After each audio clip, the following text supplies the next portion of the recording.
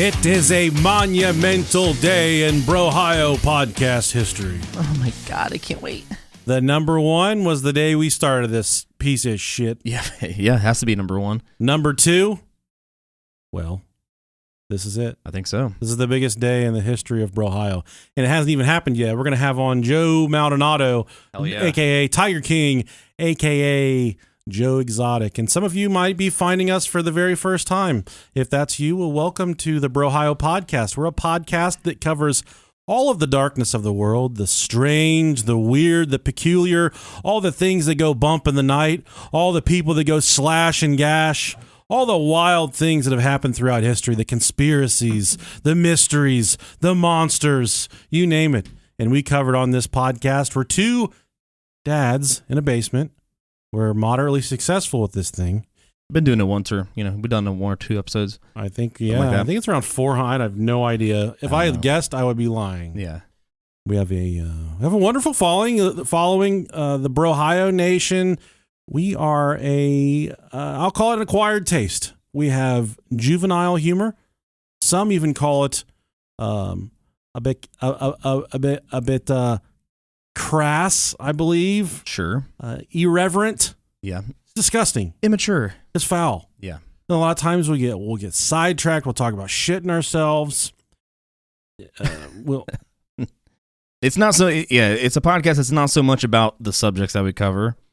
Yeah, we veer off the path, but more tonight, just about two buddies just sharing stories, having a good time. Yeah, and if you met us in person, God, you'd love us, and we'd love you. I'd hug you and pick you up. I'd crack your back for it. I'm the kind of guy that'll crack a stranger's back in public. Yeah, and I'm the type of guy that would just lift you up from underneath your arms and just put my tongue in your belly button. Where do I sign up for that, dude? Yeah, maybe you would like to join our Patreon club for ad-free content for only $1 a month. Go to patreon.com/Brohio podcast. And with that $1, you also get a shout out at the beginning of the episode, which is what we're going to do now, starting with 6 Dean. Oh, my God. You got it. 6 Dean, 6 Kramer, 6, a.k.a. Benny C. Benny C. Oh, yeah. We appreciate you, buddy. I'll tell you what. I used to work at Lone Star Steakhouse one night, and there was a cook in the back. His name was Benny. He broke into my car during my shift and stole my CD player out of my 91 Honda Civic. Isn't that the worst, man? You know how many times I got my CD player, my CD booklet stolen? Yeah. Dude, I cried one time. I was so mad. Yeah. The last time I got it stolen, after I had started to amass a pretty significant collection. Yeah. They stole everything, but they did leave my Offspring CD in the street. I had 2 books of CDs stolen. Yeah, man. That was a lot of money back then. That's all I spent my money on. Yeah. I was pretty close, man. And then there was this girl that wanted to date me, and I didn't really want to date her. Yeah. Just the sweetest human ever. And she started rebuying me all the CDs. Oh, geez. That's nice. So I said, I love you. I do want to be with you forever. I see a future in this. I love you, baby girl. And then once she got that catalog closed out, I faked my own death, and I got the fuck out of there. I barrel rolled out of there. But, hell yeah. With that being said, fuck you, Benny. Yeah, Benny, fuck you, man. Next up, we got Dark Windows Pod. That's a fucking cheap plug for $1 for your podcast. Hell yeah. I think they've been on here before. Good for them. Good hell podcast. Yeah. I'd check it out. The Dark Windows Pod. Hell yeah. Tasty T, that old tasty testosterone. Thank you, Tasty T, for being here. I was gonna say, what do you think that T stands for? Testes. Testicle meat. If you have a good hunk of testicle meat on you, send us an email, brohiopodcast@gmail.com. Or if you don't, send us an email. In the last episode, I asked for people to email us if it stinks when they masturbate. Yeah. I do believe we got more than a couple dozen emails for really that about people that interesting stinks when they masturbate. Interesting. You gotta wash your dick, man. You gotta do something. You gotta scrub them balls. Start over. I don't know. Maybe don't do it anymore. Yeah, it's yucky. It's icky. I got a fun. So, like I said, if this is your first time coming here, every episode in the very beginning, we ramble for about 10 or 15 minutes, and then we get to the topic. And for this specific episode, we're going to be talking about people that were wrongfully convicted. Yeah. How ironic. How fitting. So that's probably going to take you through about the first 45 minutes of this episode. Then it'll go to the Joe Exotic portion of the show. So if you don't want to be here with us, you can fast forward to the interview. I promise you'll have a good time, though. Nonetheless, you're going to learn about people that are wrongfully convicted. We always have a fun news article. These are real news articles pulled from the web every week, and we start every show with these said articles. And this one this week, over half of them are from Florida too. So a lot of them are from Florida. A lot of them are from that Panhandle general area. Mm-hmm. A lot of fucking whole bunch of pain eaters down there. Weird shit going on down there, man. Yeah, there's they march to the beat of a different drum. Oklahoma fisherman who thought friend was trying to feed him to a Bigfoot convicted of murder. Dude, I've been there, man. I've been trying to get you locked up for years. Old Larry Doyle Sanders. Look at that guy. He looks like a Larry. He looks like he's about to get fed to a Bigfoot. Yeah, he does. A man who claimed he killed his friend because he believed the victim was summoning Bigfoot was convicted of murder. Larry Doyle Sanders was found guilty by an Oklahoma judge April 17th, according to reports from the Oklahoman, the Added News, and KX11. Jimmy Knighton was strangled to death in July of 2022 while out fishing with Sanders, the outlets reported. Okay. After waiving a right to a jury trial, Sanders' attorney reportedly claimed that his client had acted in self-defense. The Oklahoman reported that Sanders claimed during testimony that while out noodling with Knighton... Oh, dude, that's gay. If I know anything about anything, noodling is gay. Out noodling with Knighton, he had seen count them, 1, 2, 3 Sasquatch-looking figures by the river. Hell yeah, dude. I always feel like somebody's watching me. Witnesses for the prosecution testified that Sanders had said he believed Knighton was trying to kill him and send his body down the river as a sacrifice to Bigfoot, reported the Oklahoman. The paper reported that a forensic psychiatrist testified that Sanders was suffering from methamphetamine-induced psychosis and believed he was defending himself. Knighton died following a fight, during which Sanders put him in a chokehold.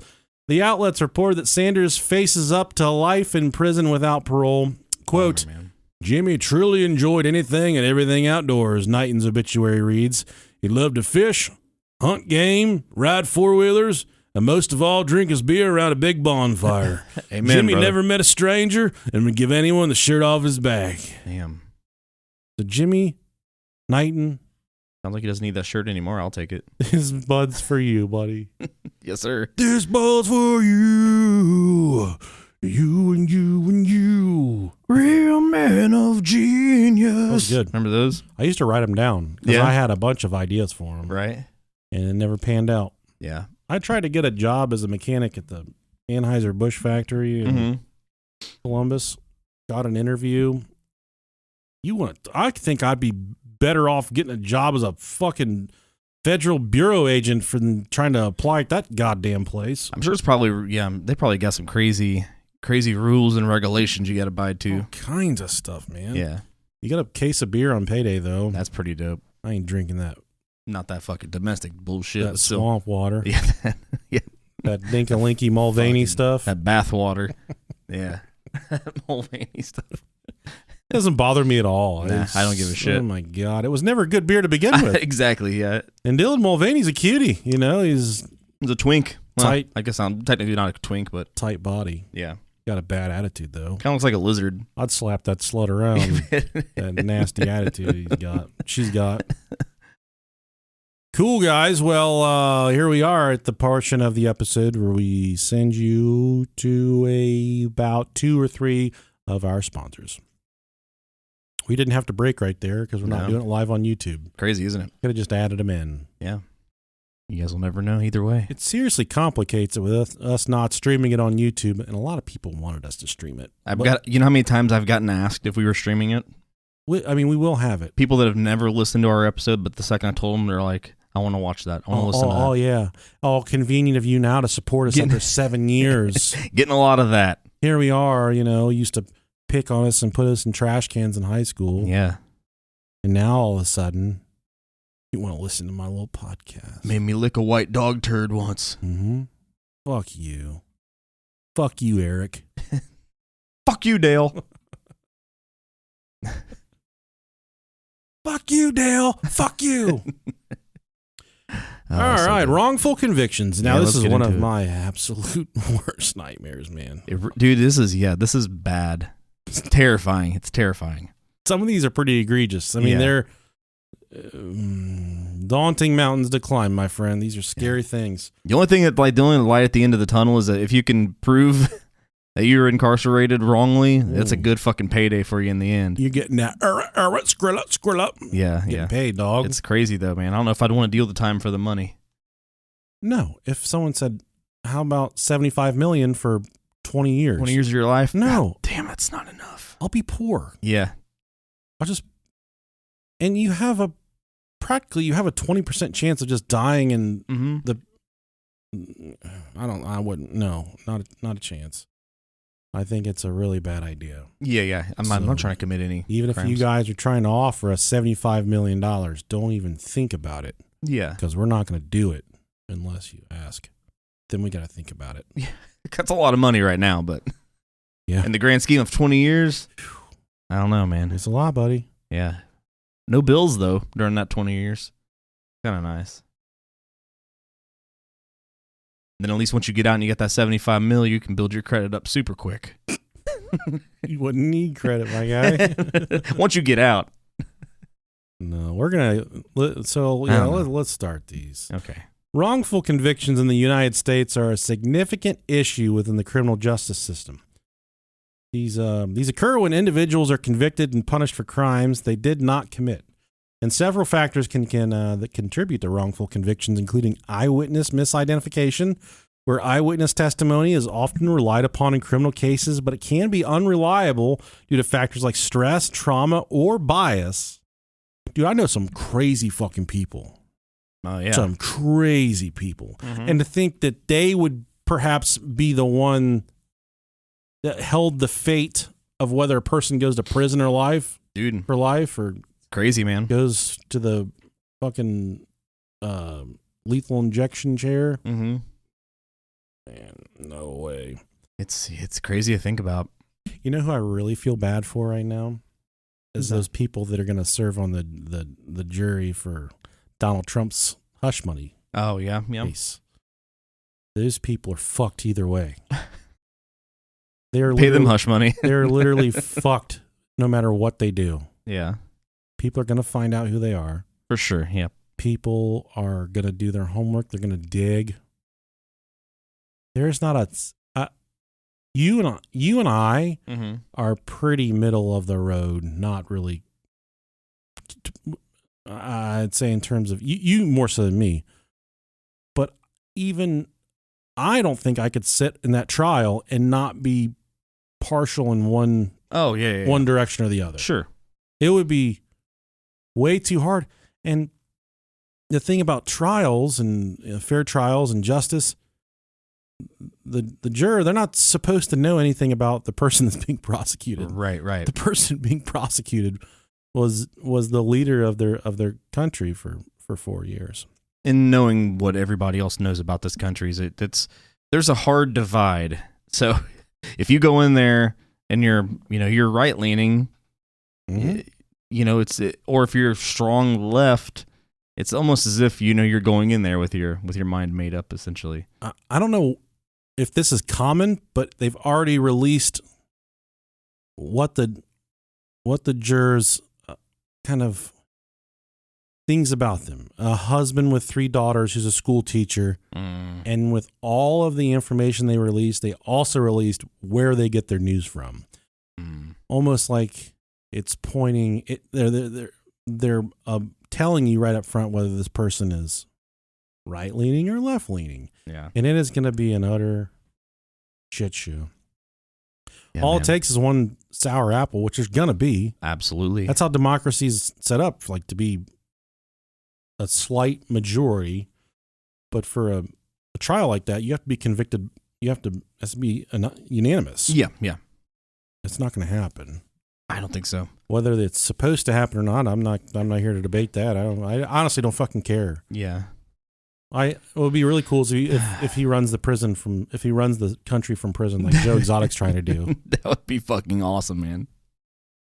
They do like the State of the Union, and it's in it's on the yard. He's in his fucking prison blues.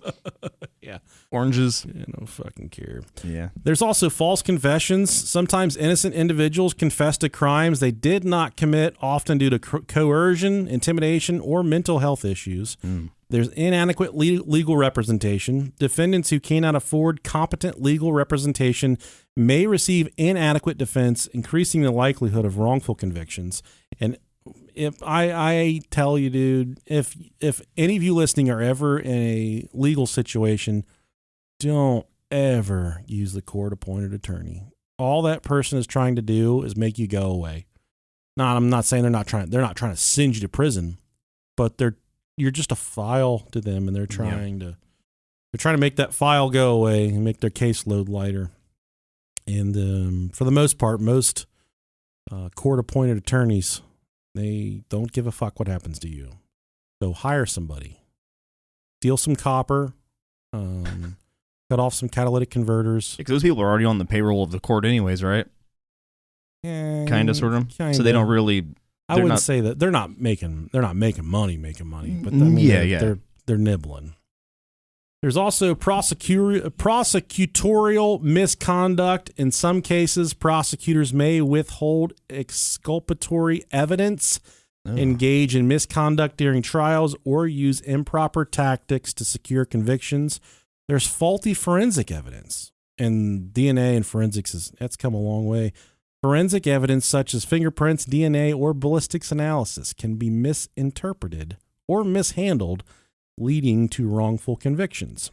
There's also ineffective criminal justice policies such as mandatory minimum sentences, 3-strike laws, and overly aggressive policing strategies can contribute to wrongful convictions by incentivizing rushed investigations and ignoring exculpatory evidence. There's racial and socioeconomic bias. Minority and low-income individuals are disproportionately affected by wrongful convictions due to systemic biases within the criminal justice system. Inadequate post-conviction remedies. Even after conviction, the appeals process may be inaccessible or ineffective for those seeking to prove their innocence. The Innocence Project, you've probably all heard of that before. It's a pretty they're in the media here and there, and they've been doing it for a long time. The nonprofit organization dedicated to exonerating wrongfully convicted individuals through DNA testing and reforming the criminal justice system.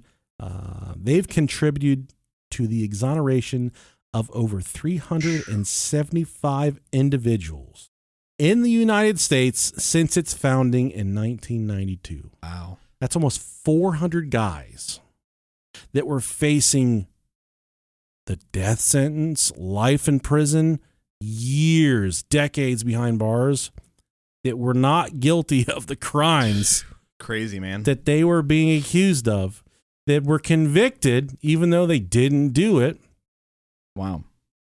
Almost 400 people. And that crazy. And that pales in a comparison. It's just like a wrong place, wrong time. Yeah. That's how scary it is. And a lot of times people that are wrongfully convicted are just people that are relentlessly interrogated. Mm-hmm.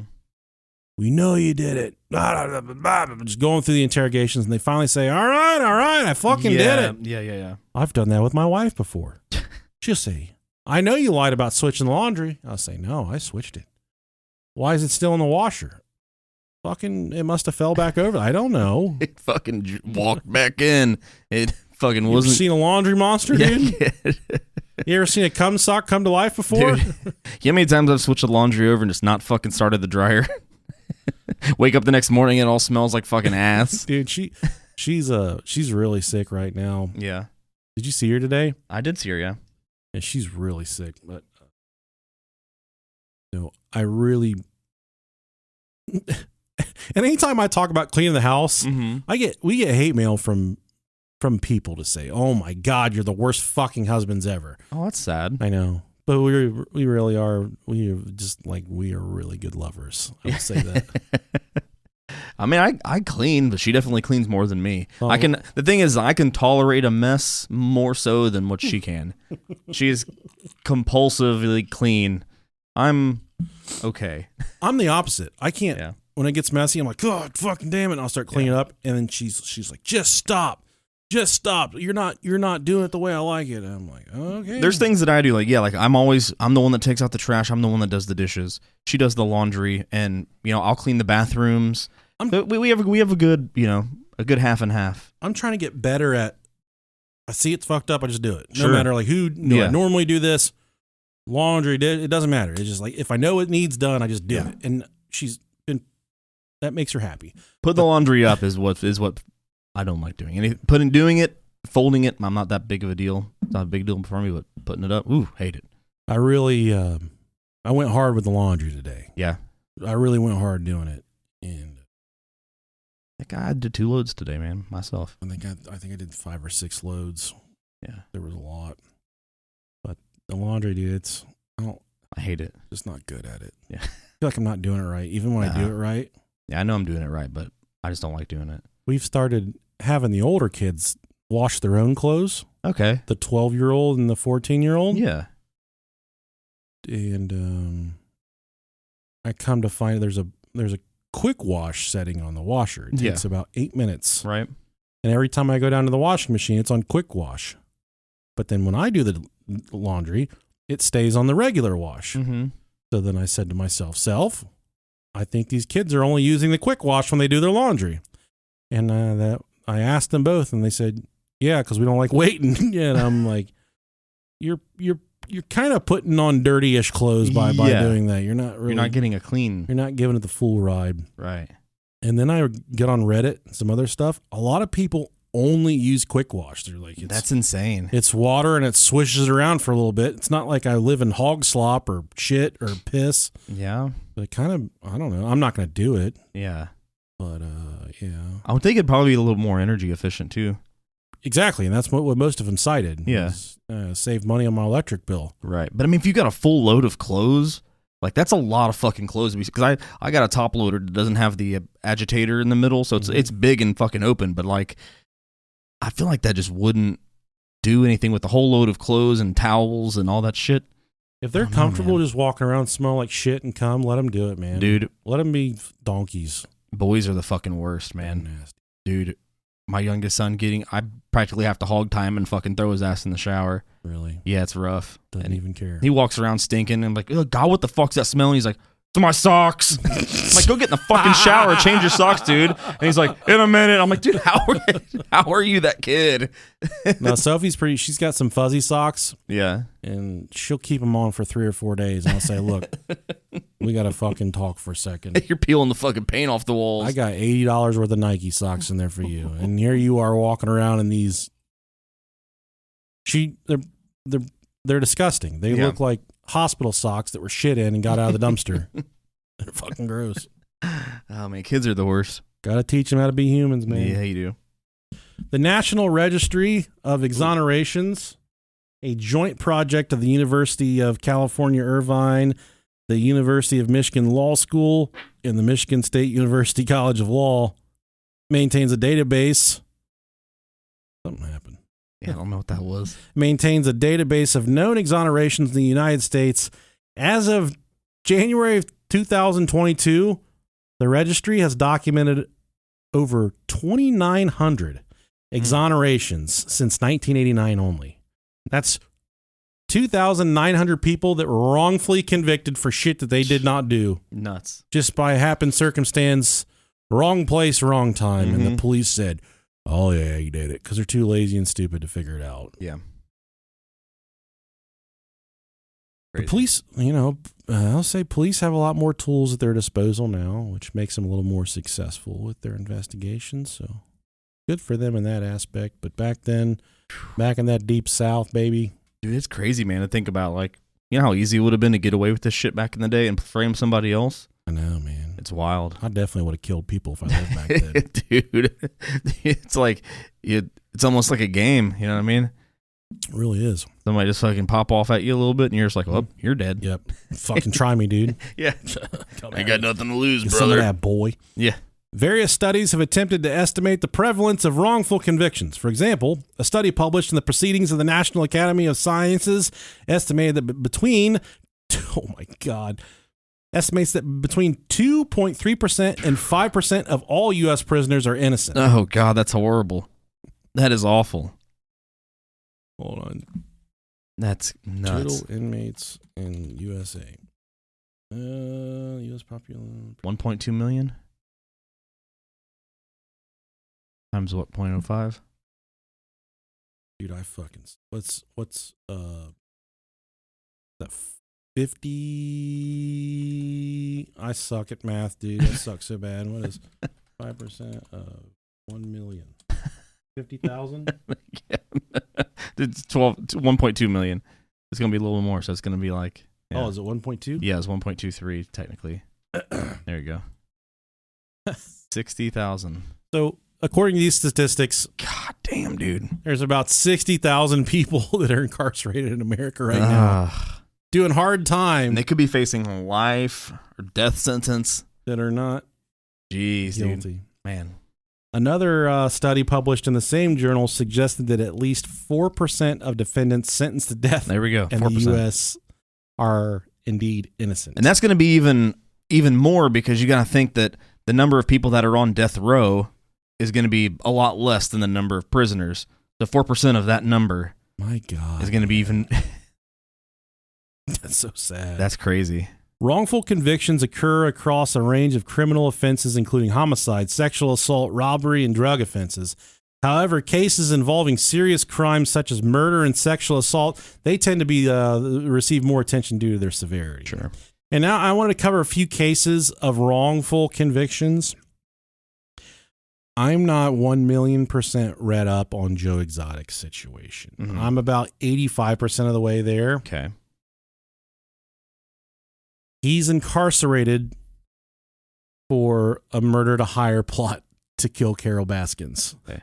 Because that's what I thought before. I did see a video not too long ago where he said he was in prison just for animal cruelty, for crimes against animals. I thought it was conspiracy for murder. He's sentenced to 4 years for the animals. Okay. For the Lucy Act or some shit like that. Yeah, something like that. And then he's doing 21 years, I believe, for the murder for hire plot against Carol Baskin. Okay. Carol Baskin. Killed her, husband, whacked him. And I thought he was kind of coming down off the Carol Baskin hate. Mm-hmm. But then I saw he did an interview the other day, and he said, she ain't never selling that fucking place, because as soon as she sells it, they're bringing in cadaver dogs and they're digging up her husband, what's left of him. I said, hell yeah, dude, fight the good fight, buddy. Hey man, fucking yeah, stick to your guns, brother. I love it. So this duo here, their names were Henry McCollum and Leon Brown. Henry McCollum and Leon Brown were wrongfully convicted of the rape and murder of an 11-year-old girl, Sabrina Bowie, in Red Springs, North Carolina in 1983. McCollum was 19 years old at the time, and Brown was just 15 years old. Both of these gentlemen had intellectual disabilities. And I will say I watched interviews with both of them. Is it when we say noticeable? When we say that they have intellectual disabilities, mm-hmm. These two gents, life in general is probably a struggle. These guys are in. I can't speak to their overall happiness, mm-hmm. but and it would be so degrading of me to say, these guys on a scale from 1 to 10 or something like that. These gentlemen, they were suffering from developmental disabilities. Okay. It was evident. Life was fucking hard for them, man. And they were dealt a really rough hand. And this situation mm-hmm. is fucked up beyond all belief. Both had intellectual disabilities, like I said, which made them particularly vulnerable to coercion and manipulation during police interrogations.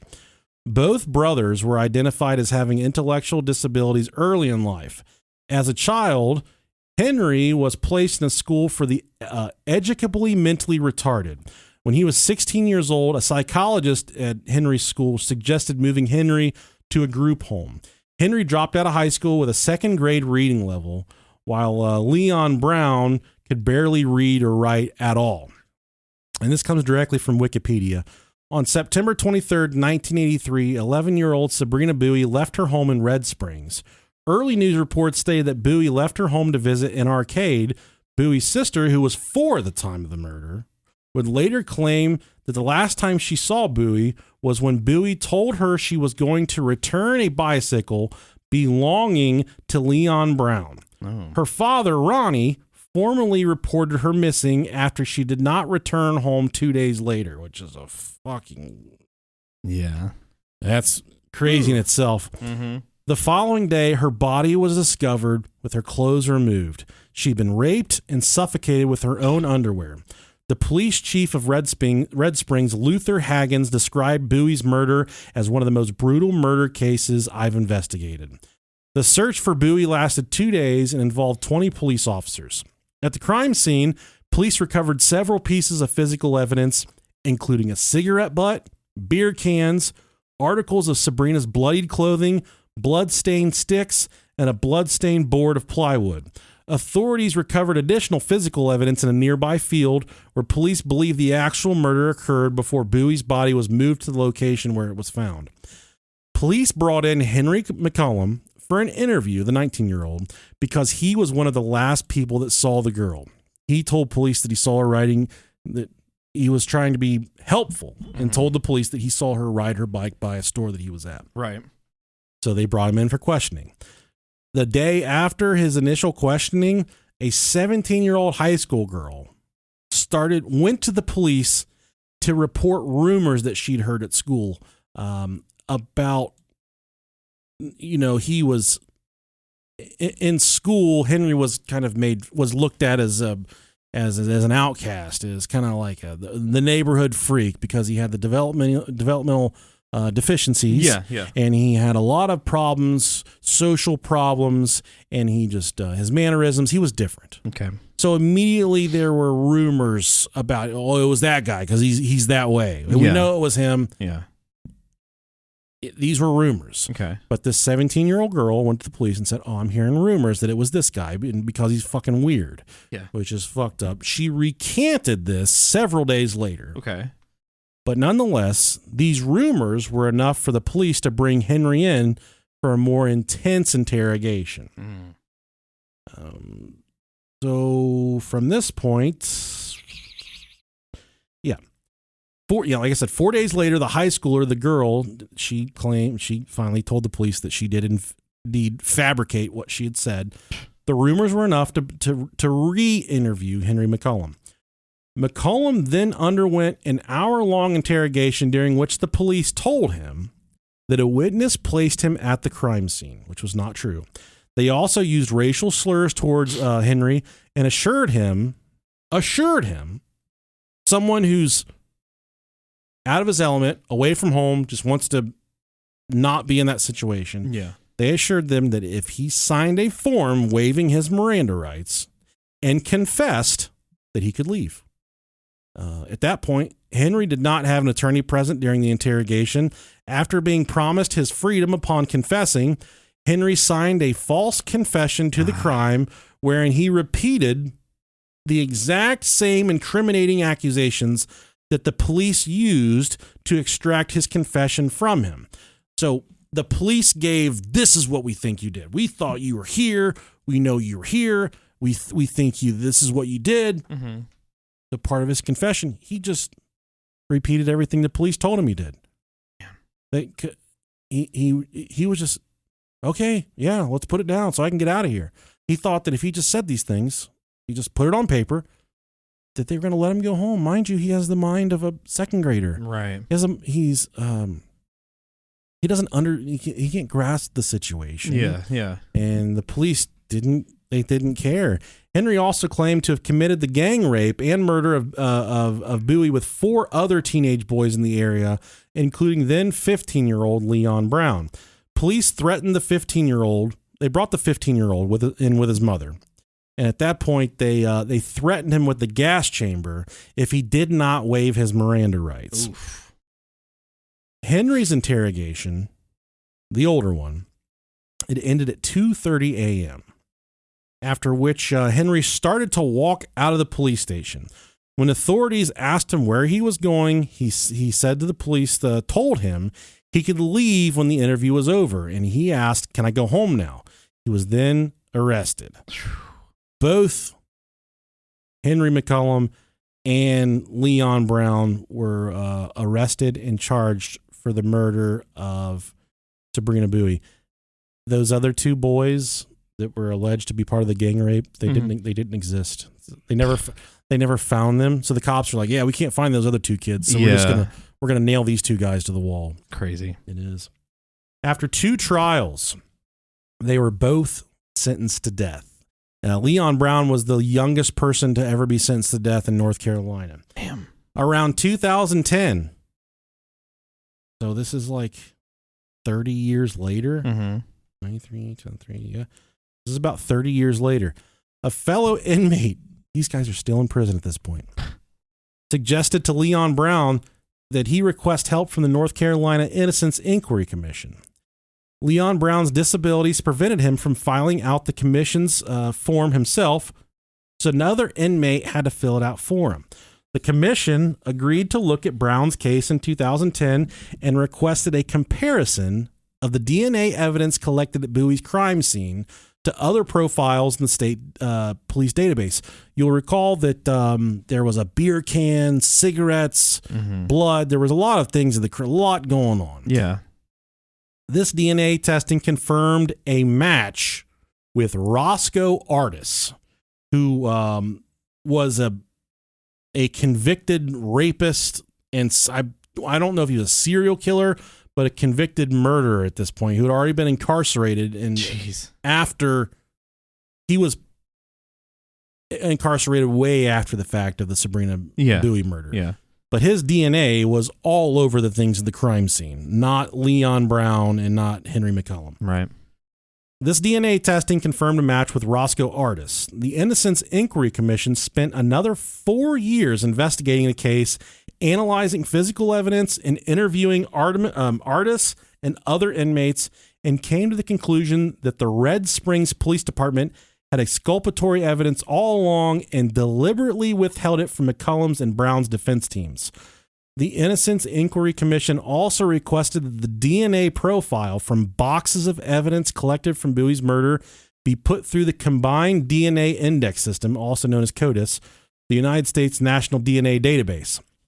In July of 2014, the testing returned yet another positive match to Roscoe Artis. It was after this test that McCollum and Brown's attorneys unearthed Artemis's history of sexual assaults.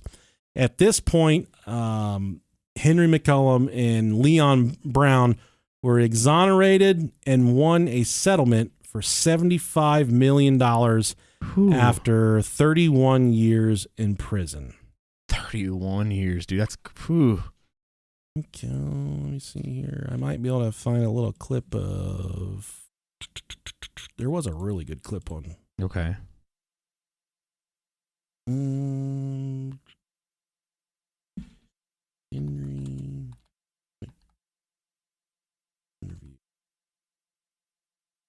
That's not even how you spell that shit. Sorry, I gotta find this real quick. We can pause this. We're not on YouTube. Yeah. All right, we found it. I'll play it real quick. Give credits to CBS Evening News. Brothers were released from prison after serving 31 years for a crime they did not commit. One of them had been on death row. Michelle Miller tells us science set them free. He ain't touched his sister in 31 years. Thank you, Jesus. Leon Brown was 15 when he was arrested. I fought this battle with the help of God. I'm here today. Henry McCollum was 20 when he was sentenced to death. They took 30 years away from me for no reason, but I don't hate them. His first lesson in freedom was how to buckle his seatbelt before driving off from prison. You pull it down like that. The half-brothers were convicted for the rape and murder of 11-year-old Sabrina Bowie. The child was found dead in a soybean field with her underwear stuffed down her throat. Brown and McCullum signed a confession written by police after hours of questioning. Why did police zero in on them? Basically, it started with a rumor at school. Ann Kirby is Leon Brown's attorney. What went wrong here? Well, there were so many things that went wrong. Number one, no physical evidence tying either Leon or Henry to the crime. And basically, the police stopped after the confessions. The North Carolina Innocence Inquiry Commission picked up the case, and 2 months ago linked DNA evidence on a beer can and a cigarette butt found at the crime scene to another convicted murderer and rapist. He lived close by. Yesterday, a judge threw out Brown and McCullum's convictions. The men, who were described as mentally challenged, still had to spend one more night in jail. But there was no containing the joy of McCullum's stepmother, Priscilla. Our prayers are out for the Sabrina Bowie family. We're praying for them, and we are so glad this justice was served and the truth finally came forth. You think this day would... Today, the district attorney said he will reopen this case and look at that new evidence and determine whether or not to charge Roscoe Artis, the man linked to that DNA evidence. Scott, he's already serving a life sentence in prison. Michelle Miller. We gotta fucking put that charge on him too, though. I don't know. It's kind of a waste of resources at that point. He's never getting out of prison. Yeah. It would just be a waste of resources at guess. that point. Hopefully, I mean, the most important part are the people that were wrongfully convicted of it. Yeah, I'm glad that it sucks that it was 30 fucking years, but I mean, like, I don't want to say better late than never, but I mean, still, it sucks that it took that long. Yeah, it's bad. For evidence they pretty much had. You ever try to break a bad habit and feel like you're climbing Mount Everest in a pair of flip-flops? Going absolutely nowhere.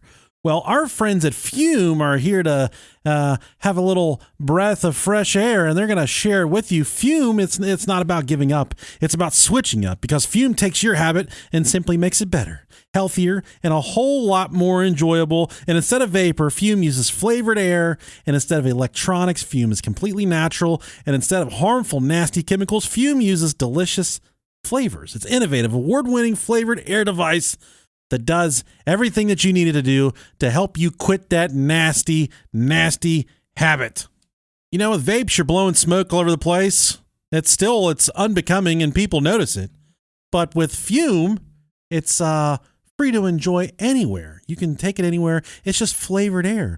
You're not making a big scene, and you can use it inside. You don't have to go outside, step outside a million times to partake in that nasty habit. We have our devices here in the studio. They make the whole entire room smell wonderful. They feel wonderful. They taste wonderful. They feel like they were like they're luxury devices, like they're worth a bazillion dollars, but really they're affordable, and we're going to help you get one even cheaper than you would get without us. Let's get you on the right path, guys. Let's start the year off right with the good habit by going to tryfume.com/Brohio and getting the Journey Pack today. Fume is giving our listeners of the show 10% off when they use our promo code Brohio to help make starting the good habit that much better. It's bad stuff, man. I don't know how crazy. And this happens so much more often. I know I sure as fuck wouldn't have been that forgiving about it. I don't blame. I hate to say this, but I don't think those, much like you and I have talked before. Yeah. One of a lot of people with developmental disabilities. Mm-hmm. They are the sweetest, absolutely, kindest, most loving souls for sure that have ever walked this earth. And I think that these two guys are no exception there. I think that there's no hate in their heart. I think from the very beginning, they just want to be left alone and kind of just stop. Just leave me alone. You're making me uncomfortable. Yeah. And they were willing to do whatever it took to get out of that situation. And unfortunately, the deal they made to get out of that situation is the deal that put them behind bars for their entire adult lives. I'm glad they got the help that they needed to get them the fuck out of there for something they didn't do. $75 million. Good for them, for man. 30 years, 31 years. Still. And something to do, like they said at the end of the video, something to do with the paperwork. The case was dismissed or whatever, or overturned, and they still had to spend one more night in prison due to a. That's wild. And I saw some forums where people said that there was no excuse for them to spend that additional night. That additional night was like a fuck you from the state, from all the people involved to say, we don't think we're wrong, right? But we're still the big dick here, which is not the. I think it should have been more than $75 million. For sure. For that long, I think you should add a 1 in front of that, and then I think it would make a little more sense. So another case of something similar was a case known as the Exonerated Five. It's a well-known example of wrongful conviction. I'm sorry. The group was composed of 5 teenagers: Antron McRae, Kevin Richardson, Yusef Salam, Raymond Santana, and Corey Weiss. The 5 were accused of beating and raping a white female jogger in Central Park. It took place in 1989. Excuse me. The boys, aged between 14 and 16 at the time, were coerced into making false confessions. They later revealed that they had been identified and lied to by the police. In 2002, Matias Reyes, a convicted serial rapist and murderer, confessed to the crime. These guys, there was no evidence to overturn it all. Yeah. There was no okay, we have an out here. They were simply let off the hook because a serial rapist on his deathbed confessed to the crime. Right. His DNA matched the evidence from the crime scene, and the 5 men were acquitted. Following their release, they sued New York City for wrongful conviction along with violation of their civil rights. They won $41 million in a settlement in 2014. Oof. Today, members of the Exonerated Five continue to advocate for justice reform. Good for them. Another one in 1984, then 19-year-old Daryl Hunt was arrested and convicted of the rape and murder of Deborah Sykes on the outskirts of Winston-Salem, North Carolina. Hunt's girlfriend provided an alibi, but that was nothing for the police. But when she was arrested on outstanding larceny charges, she later told police that she had confessed to killing her, that he had confessed to killing her. Despite recanting this false information before the trial, the prosecution used it anyway, ultimately securing a conviction. On appeal, the conviction was overturned due to the wrongful admission of the interrogation. Upon retrial, Hunt was offered a sentence of time served if he would admit guilt. Maintaining his innocence, he was retried and convicted again to life in prison. Jeez. However, in 1994, Hunt's legal team filed for DNA testing. The sample from the victim's body did not match Hunt's DNA. Unfortunately, Hunt's appeal would be denied for 10 years under the claims that the new evidence did not prove innocence. Finally, in 2004... What? Yeah, man. That's crazy. 19 years after being wrongfully convicted and 10 years after DNA proved it, that same DNA profile matched another convicted murderer who later confessed to the crime. Hunt was set free in 2005 and went on to found the Daryl Hunt Project for Freedom and Justice. One quick nugget. Also, the person who spent the longest time in prison before being exonerated was Glenn Simmons. He was wrongfully imprisoned for 48 years, 1 month and 18 days for murder. This makes him the longest incarcerated person in the U.S. to be exonerated and forgiven. That's insane, man.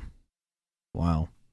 Isn't that That's nuts. Fucking profound. It's sad, shit. dude. It's sad. It's so sad that people just have their hands cut off when it comes to this justice system that's supposed to work for us and work for the people. Yeah.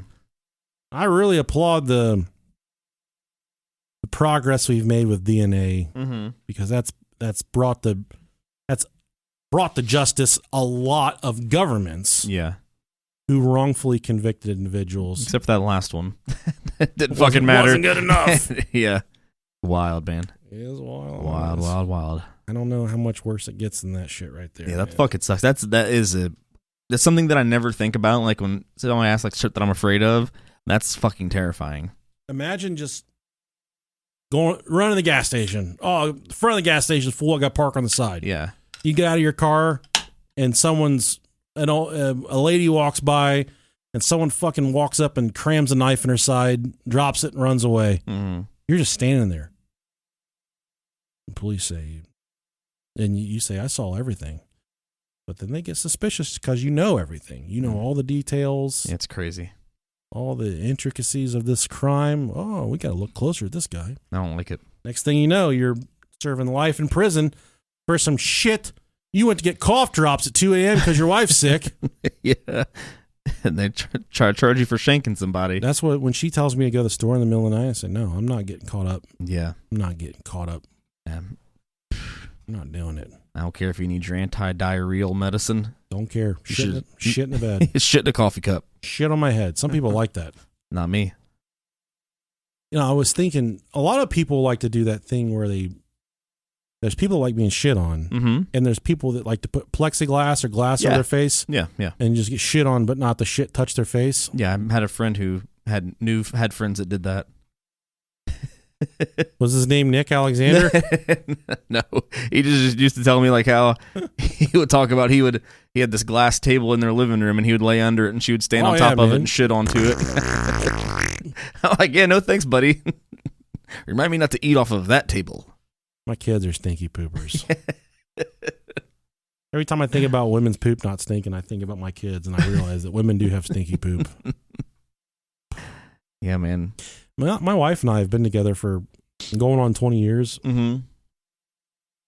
I still don't know what she does in the bathroom. No idea. I don't really want to know what's going on. It's not that I want to know or I don't want to know. Yeah.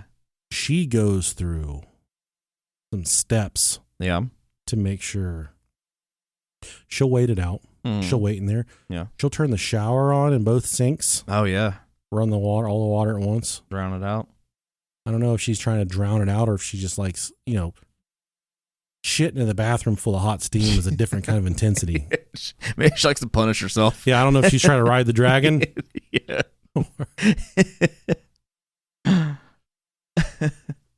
But in my heyday, when I was, doing White Castles every day and just living on the edge. Fucking Waffle House chili and Skyline.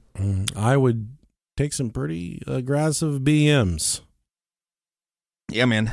Never to the point, though, that I felt like I needed to turn on. Steam it. Never to the point that I think, I better drown this noise out. I gotta fucking drown this gator. Put some fucking Bose noise cancelers on everybody. I don't want you guys to hear me. Yeah. Jeez, dude. But now I wonder about my wife Yeah. I can imagine taking a steamy shit. I don't like it. Well, farting in the shower, man. Yeah. That's a different kind of stink. Yeah. That fart can fucking climb up the wall like a black widow and slap you in the face. That's dangerous work. Yeah, dude. That's the work of Satan, right? You're putting your life in God's hands at that point. Yeah, dude. Farts in the shower and farts in gym shorts are just really different. Dude, I was near disaster last night in my gym shorts. I don't know why, man. I'm eating different, so like whenever I veer off from that, dude, it's fucking gas like crazy. And this morning, I swear, I almost shit my pants. That's the closest I've gotten. Wait till you really dial it in, and you're to the point where your body's not even producing a whole lot of waste. Yeah, that you're absorbing most of what you're eating, and then you're not shitting for 3 or 4 or 5 days at a time. Yeah. See, yeah. That's where I'm at right now, and it is terrifying. Taking in a lot of protein and fiber, so I mean, I'm good, man. I'm doing good BM, so I'm all right. Just it gets gassy, man. Yeah, powerful stuff. I'm flatulent. It's the devil. It's God working in your life. You know. I kind of enjoy it because it lets me know that I'm still a man. Like because before I'm not really a farter. I am. I know you are. I'm power bottom. You proved that earlier. I don't know. Maybe you guys can go back and find it. Yeah. See if you can find the secret fart. Yeah. Let us know the timestamp on that. All right. Without much further ado, we're a few minutes away from hooking up with the Tiger King, Joe Exotic. And if you don't know much about boy, are we gonna hook up with him? Joe Exotic, let me go to his Wikipedia. I may show him my balls. Exotic, here. What a man. Joe Maldonado. His mugshot. I love it. Known professionally as Joe Exotic, a nickname of Tiger King, and is an American media personality, businessman, and convicted felon who operated the Greater Wynwood Exotic Animal Park, known as the GW Zoo, Tiger King Park, and formerly the Gerald Wayne Exotic Animal Memorial Park in Wynwood, Oklahoma. He rose to fame during COVID when we were all locked up inside, and Tiger King. So I'm gonna say this. I think that, and I was telling a lot of people about this. I think that this was the perfect storm TV show for COVID. 1,000,000%. I don't think that if it was to come out today, I think it would have been popular, but not like it was. Like, this thing reached heights that it's sensational. It was this, and it was Squid Games, man. It was like nothing, anything anybody could talk about, because I think we were so like, there was nothing on TV. Nothing was going on. They couldn't film anything. You couldn't see live sports. And it was like something that was just so captivating and crazy of a story. And there's so many layers to this story, you know. It's awesome TV, you know, whether or not you stand what side of the fence you're sitting on this, it's awesome. It was captivating television. Absolutely captivating, yes. I loved it. Yeah. I ate up every second of it. I loved the fucking chaos. Yeah. I loved his shenanigans. I loved everything about it. I love... It's entertainment. Pure entertainment. Pure entertainment. And the craziest part about all this, this dude got locked up well before he didn't even came out. He didn't even get to see it before he got locked up. He has no idea how famous he is. Yeah. I mean, I'm sure he does. I'm sure he's gotten a taste from... the past several years, but like when it came out, dude, you'd be hard pressed to find somebody who didn't know who he was. Overnight. I'm trying to think when he was actually. I'm trying to think whenever he was actually. Yeah. Okay, so I think he was arrested around 2018. Okay. But he was convicted in 2019. Okay. Tiger King came out 2021. Tiger King came out March 20th, 2020. Okay. And he never got the. That's crazy, he never man. got to be a part of it. Yeah. Can you imagine if everything would have went the way that it was going? How big his park would have been? Not only his him and by himself, he could have been a traveling megastar. Fucking megastar. The cool thing is, we're still in a window that if things fall in his place, fall in line for him, he can still capitalize on this. Yeah, absolutely. Yeah. Oh yeah. All right. Well, without further ado, here's Joe Exotic, the Tiger King. I can't see you. Oh shit. Let me see. It says now recording video. I've never seen that before. That's weird. No. That is weird. I did the. Let's see. Let me. That's weird. I don't know, man. That's crazy. I wish. Yeah. I mean, you're not missing out. We're pretty fucking ugly. So. That is weird. I can see it now. Yeah, I see it over there on the side. Yeah, I don't. You think it can't be the connection because it's got to be something in your settings. I have a good I got maybe it's the software we're using or something. I don't know. I mean, we can see you fine. I don't know if you still want to do the interview or not without seeing us, but hey, if it works for you. Yeah. Well, I'll introduce ourselves. We're the Brohio podcast, and the Brohio podcast. So we're the Brohio. Two bros from Ohio, if that makes sense. Oh, you bro from Ohio. Okay. I'm bro from prison. No, man, you're in county lockup right now. You're not in prison. Yeah, buddy. Hey, at some point, I've got to just take like 30 seconds and go take my medicine. You're good, man. You're good, Anytime, man. anytime. So what's up, man? You're actually in Ohio? Yeah, Yes, sir. We're in Vandalia, which is just a little north of Cincinnati, which is, we're in Dayton essentially. Okay, cool. Yeah, but I do want to say thank you for taking the time to talk to us, Joe. Hey, I appreciate you giving me a voice and a platform. Hell yeah. Absolutely, absolutely. And again, my name's Nick. I'm here with my partner Rob. Yes, sir. And we are y'all are both naked. That's why you got this blacked out. Yeah, we're fucking hooked up like dogs right now out in the yard. I'm missing out on this three-way. This is no fun. Yeah, you know, in Dayton though, a three-way is something different. That's spaghetti, chili, and cheese. That's in my world, it's meth, tigers, and another dude. Hey, I'm not against either version either. Hell yeah. Well, Joe, we got some questions here, man, for you. So hopefully, again, we're two kind of free-spirited, goofy fuckers, and you don't have to hold back on our show. So you feel free to let her rip, man. And we hey, ask anything. Yeah, we're let me know when he's ready. Okay. Ask me anything. Yeah, so I guess you got locked up before the Tiger King shit before all that stuff kind of came out. And a lot of people are misunderstanding, okay? I got locked up in September of 2018. Yeah. And I didn't film for Tiger King, all right? Right.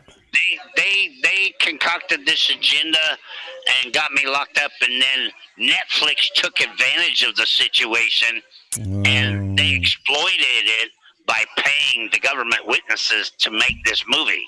Okay. Yeah. And if you look at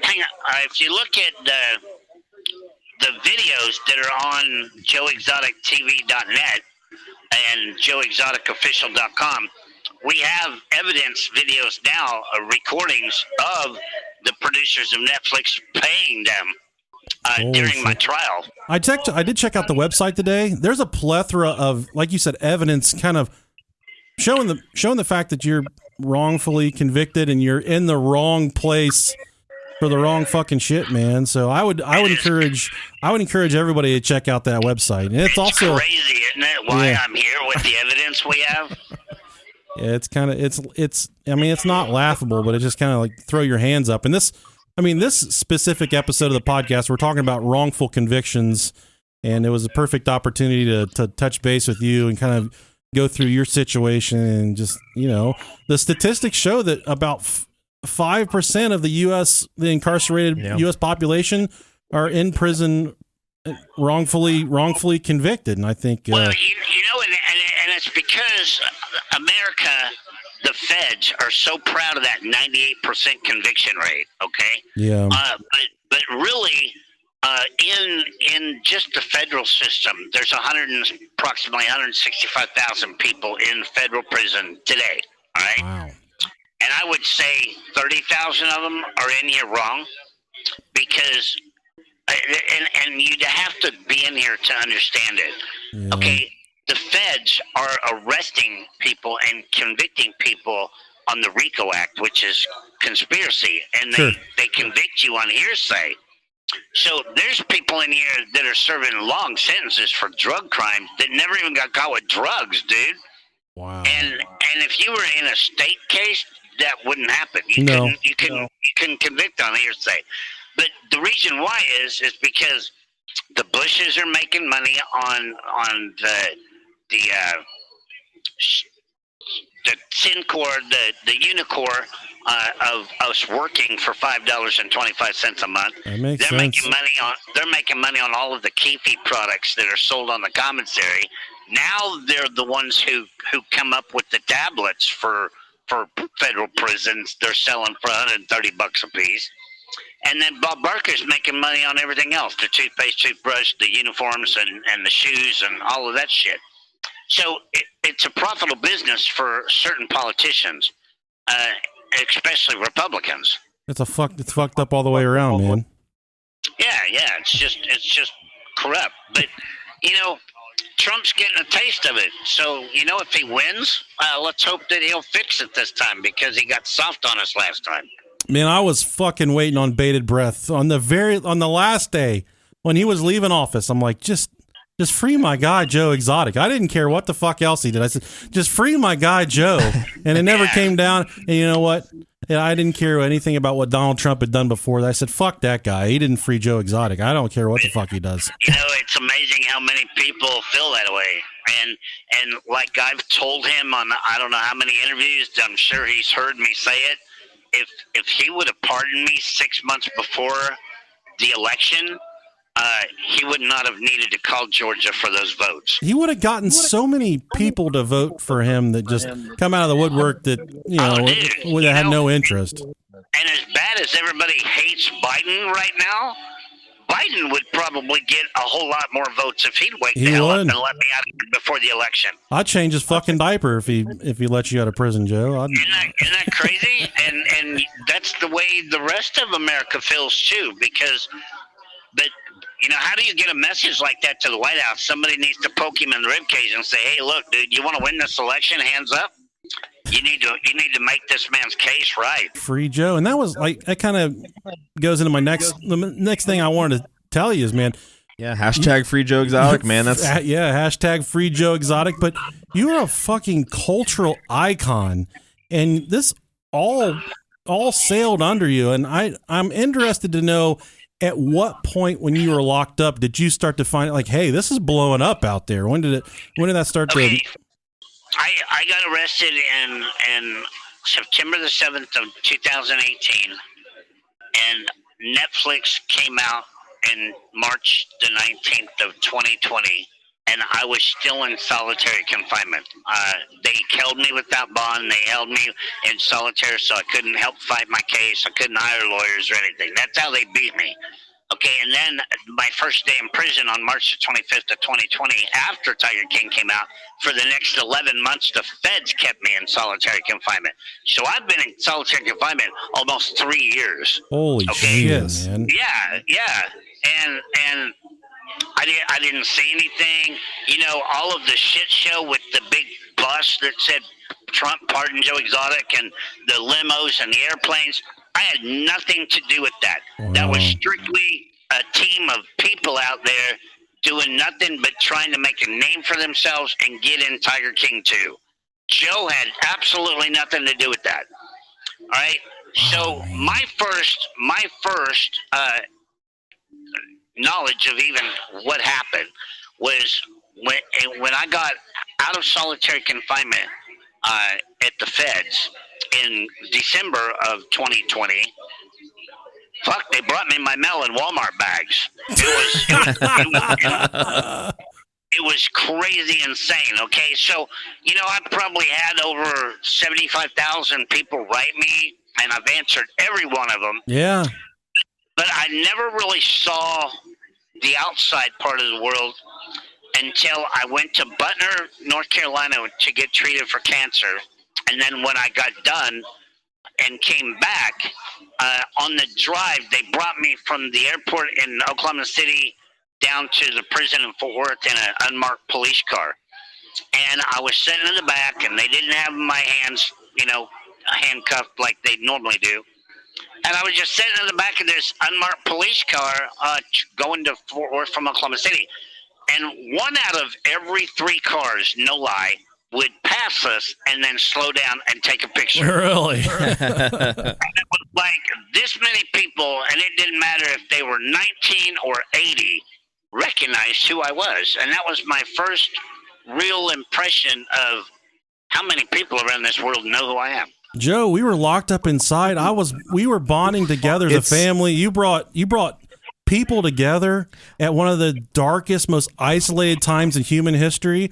And the fact that you were fucking locked up through all that shit, and that brings me to tears, man. It was one of those things that was really weird. I mean, I think it was this thing hit so hard, and I mean, even if you were painted this way or that way, like the cultural impact that it had on everybody during this crazy time is so vast. And so like anytime you can be a fucking Halloween costume for a year, you know what I mean? That's fucking crazy. Dude, they're still dressing up for me this last year. I know. And that's 4 years later. But you know, every interview that I do too, I remind everybody to please just remember, I appreciate you saying that I got you through COVID and all of that. But remember, this is my real life. Okay? Absolutely. This is really happening to me. And I'm not just a TV fictional character. My parents died during this. I lost everything. And I just need you, every time Biden puts a post on the internet, anywhere, put Free Joe Exotic in the comments. Because the more people he sees that are upset about this, the more we're going to get the White House's attention. And that's. I just wish I had a husband like Brittany Griner had a wife to get on TV and call out the White House. You know, I would be home in a month if I had a husband that would get on TV and say, "Oh, bring my husband home." You know. I volunteer as tribute, Joe. I've got a wife and 3 beautiful daughters, but I will play gay for. You know, I'll do it, man. I got this for you. We have a very dedicated army of people, and I feel like we could definitely get this done.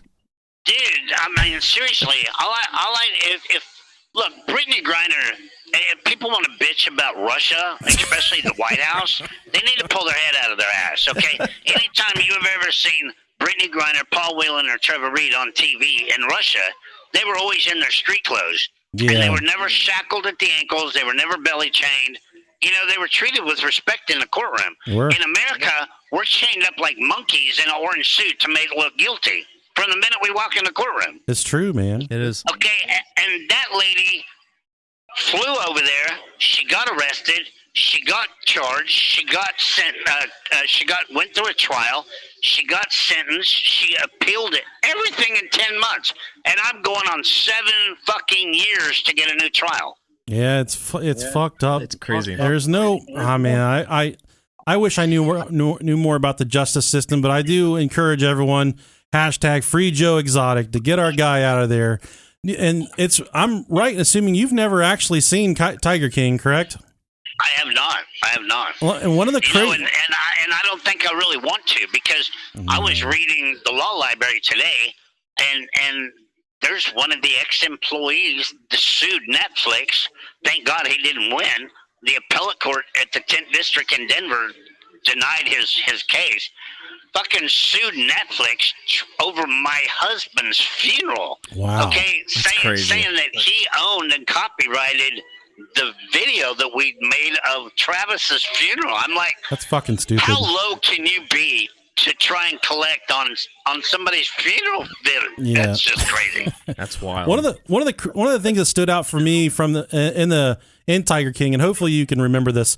There was a scene where one of the female zoo workers, she gets her arm ripped off by a tiger, and whenever absolutely, and whenever that initially happened, you did not have a paramedic jacket on, but then within the real footage is on my YouTube channel, or it's on joeexoticusa.com on that evidence page.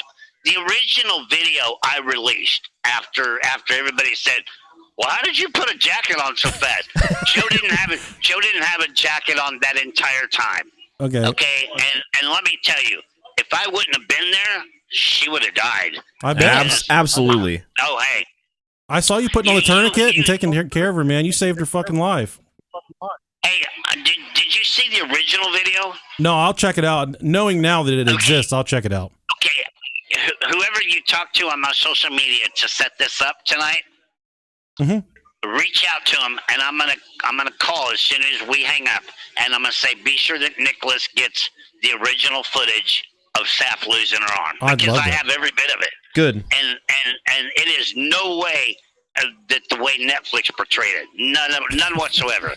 It was devastating. I can imagine, like, there would have been no time for you to say, "Hey, I gotta grab a fucking jacket real quick." Oh fuck no, dude! I ripped my gun off. I carry my gun everywhere. I ripped my holster off. I took my belt off. I used it as a tourniquet. And dude, I had the best emergency protocols you could ask for at a zoo. And if it wouldn't have been for me and the training and having stretchers and ready, you know, a helipad and everything, that woman would have died.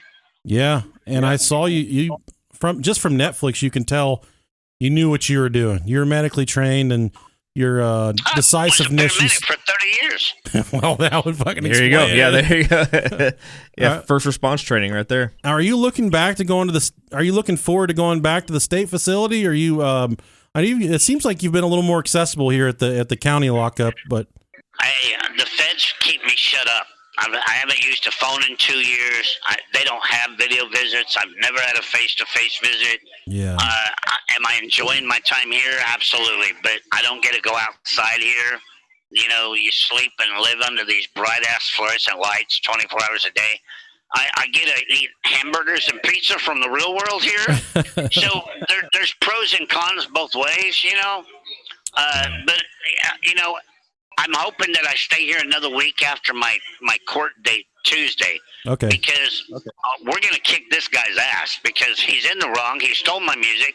He got paid for it while I was in solitary confinement. Everybody raped me out there. Oh, dude, that's what we were talking about this beforehand. You would be you'd be as big as fucking Taylor Swift right now if you were given the opportunity to capitalize on what Netflix did to you. You would be a king. You would be a sultan. Oh, hey, and I've been offered a world tour if I get out of here, which I hope I do, and I'm going to take it. You know, my goal is to get out of here, go to 7-Eleven, get a pack of Marble Lights, go to Fort Smith, Arkansas, lock myself in the house with Seth for 2 days and have sex, and then I'm going to get on tour, okay? Hey, man, you better get some fucking Gatorade, stay hydrated. That's the manliest shit I've ever heard before. And I'm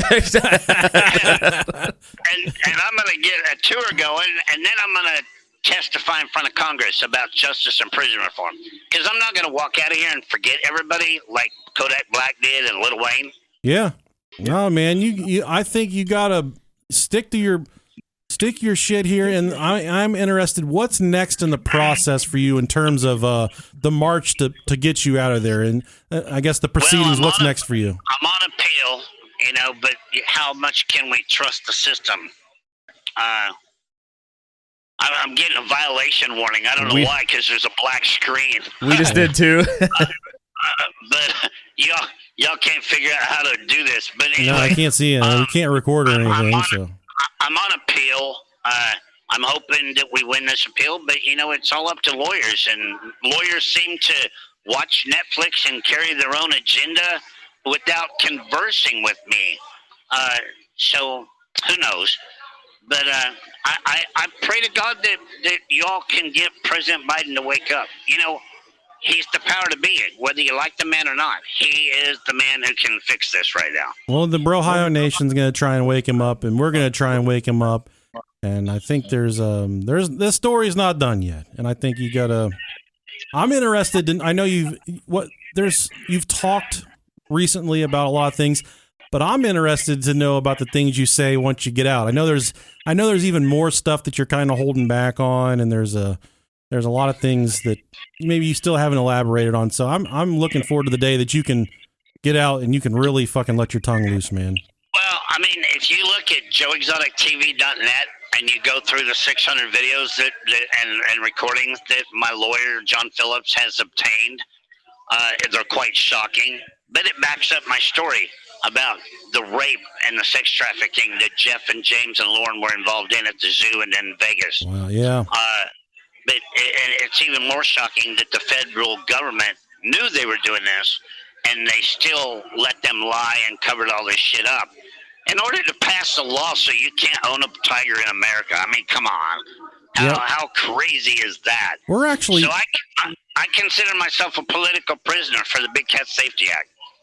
I firmly believe that as well, Joe. And actually, we're not far from the Zanesville Zoo, where all that shit went down and that guy kind of lost his fucking mind. I went over there during that, okay, and I belly crawled my ass up to those cages. And I knew Terry Thompson, and to this day, and that might be why I'm partially in here, to this day, I have screamed, that they murdered him. Okay, Yeah. in order to pass that law in Ohio, because who got the? I have the copies of the contracts.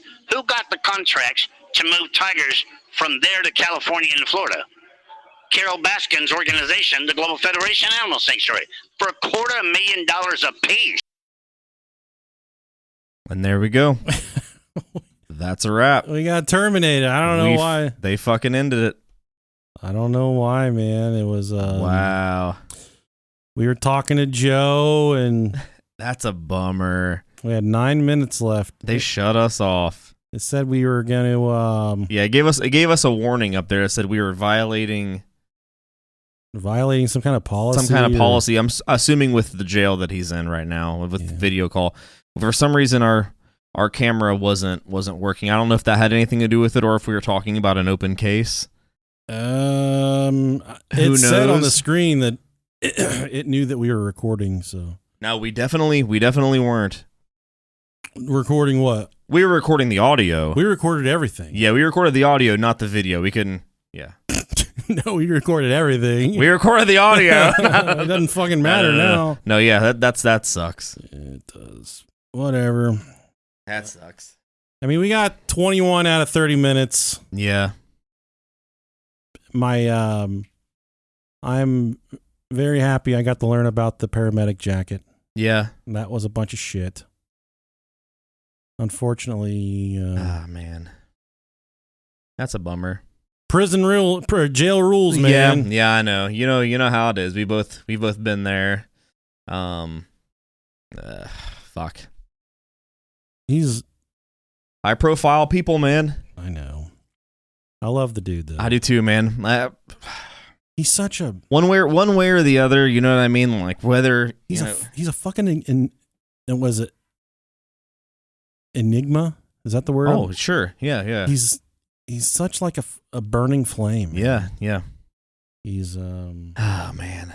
And the most painful part about all that is he never got to see the Netflix stuff. He hasn't watched it. Not that he doesn't want to watch it. Yeah.